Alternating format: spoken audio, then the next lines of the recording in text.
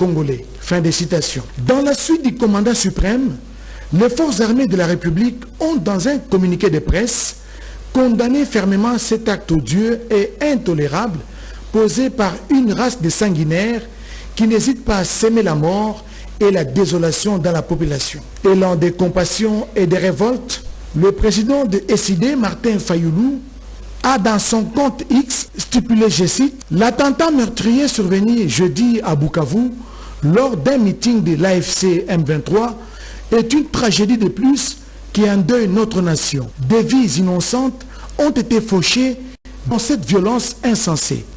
J'adresse mes sincères condoléances aux familles des victimes et exprime toute ma solidarité aux blessés. Aucune ambition politique ou divergence ne saurait justifier le sang versé de nos compatriotes.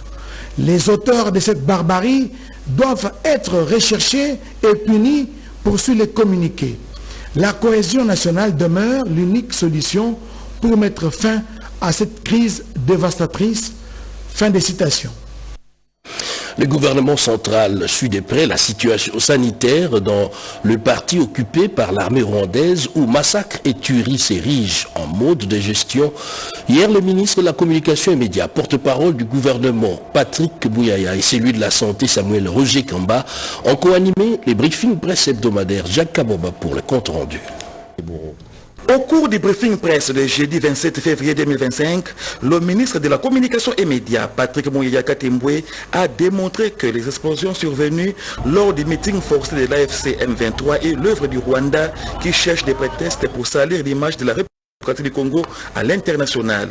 Pour les porte-parole du gouvernement, beaucoup d'indices démontrent qu'il s'agit d'un acte prémédité, œuvre du régime sanguinaire de Kigali.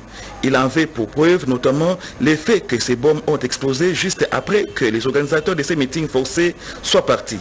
Parlant des processus de paix en cours, Bouyaya Katembwe Patrick a réaffirmé la volonté de la RDC à continuer à y participer de manière active. Il a cependant tenu à rappeler la position de la RDC qui refuse catégoriquement de dialoguer avec les rebelles. Il ne faut pas parler de fusion, il faut plutôt parler d'alignement.